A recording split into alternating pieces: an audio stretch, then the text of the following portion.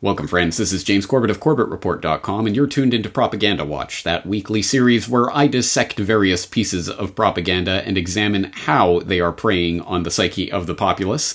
And this week we're going to look at an entire genre, an entire class of articles that you are likely to find on any given day of the week, anywhere in the world. Namely, a type of economic news article that can be summarized as, "Oh, please, stock market gods, tell us where the world is going." And which is exemplified in op-ed pieces like this one from Adam Goodman, published in the Tampa Bay Times, exhorting us not to watch the opinion polls to predict Trump's fate in the 2020 selection circus, but watch the stock market. Yes, that will tell us where the world is heading. Or we could zip on over to Market Watch, where we hear Jim Cramer, yes, that humanoid walking, talking line of cocaine himself, exhort us to look at Apple's report, and even if it is subpar, it could boost the stock market. Yay! I guess that sounds like a good thing, whatever that means. And we could go over to the Canadian Broadcasting Corporation to tell us about the future of the Trump-China trade war, exemplified by a human being in an entire country, I guess. Stock markets remain jittery, even as Trump and China try to ease trade war fears. Well, there you go. They can put the gloss on it, but the stock market tells us the true story of what's really happening. Or we could head on over to the old gray prostitute herself, the New York Times, which tells us that stock market rallies, showing resilience of consumers, which again is an article that may have a shelf life of a few hours until the stock market dives again and then raises again and dives again. So you just got to time the release of an article like that, I guess, to hit one of the upslopes. But again, the stock market is telling us about a deeper underlying narrative about human nature. The resilience of consumers is what this stock market rally is telling us, right? Or this one from Business Insider. The stock market is experiencing a rare trend that was connected to the last two market meltdowns. Here's why it's ominous for investors and what they can do about it, which is one of the shining examples of a very unfortunate headline trend that has been developing over the years and has reached this higher level of clickbait. But anyway, yes, because again, the stock market, scrying the stock market tea leaves for signs of where the world is heading is, of course, again, a very easy to write, very compelling article that will get people clicking. So why not do that? Because again, it's easy to do. It's not really falsifiable. I mean, yes, 24 hours from now, things will look completely different, but that's because the stock market looks completely different. Well, yes, I could say that yesterday because of this and this and this, but today the stock market did this and this. So that means we're now heading in this direction. Anyway, I think you start to get the tenor of the idea that I'm talking about. All of these stories just from the last couple of weeks here. And as I say, there's no lack of these stories coming out every single day of the week. And they're all telling us the stock market is doing this. We should understand this, and we should see this. And the stock market is telling us that the world is moving this way, and the leaders are saying this, but the stock market shows this.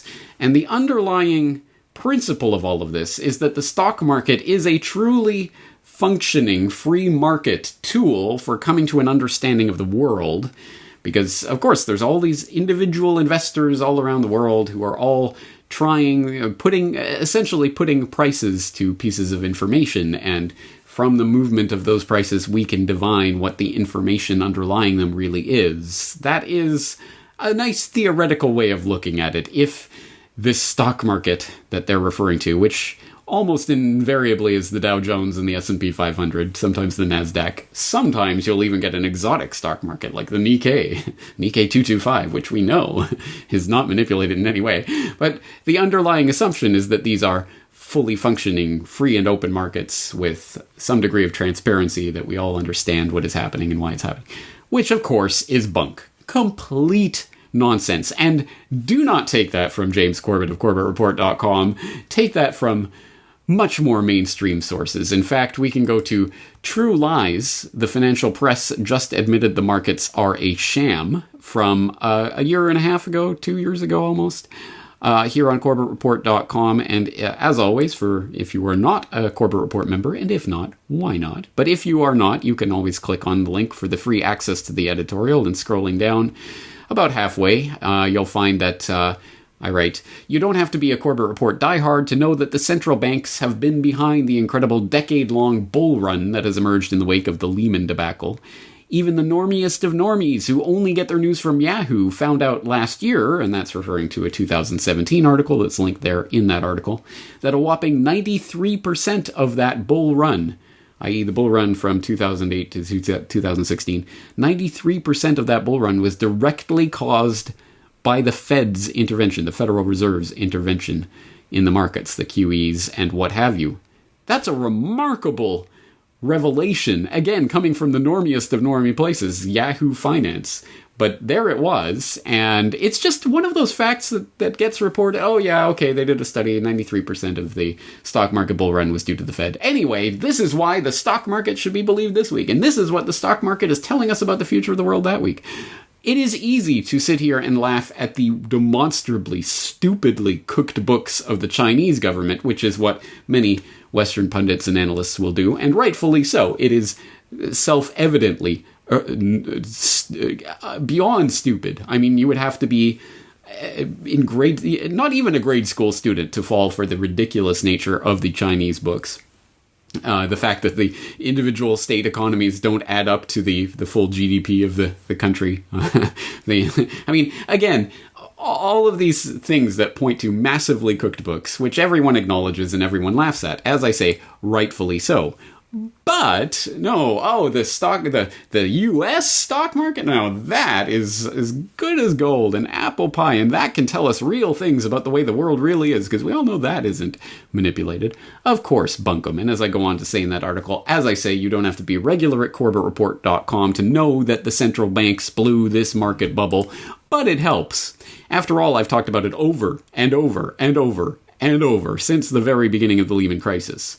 In fact, as I noted in the previous article, this point is not even controversial. It has been the universal consensus of institutions ranging from the Bank for International Settlements to the official Monetary and Financial Institutions Forum, and from OECD officials to former Fed governors, and even Alan Bubbles Greenspan himself. In fact, analyst after analyst and pundit after pundit, including the most mainstream of mainstream publications, have been sounding the alarm on the stock market bubble for much of the past year, and that, of course, every single one of those is a hyperlink to more information and to examples underlying what I'm talking about there.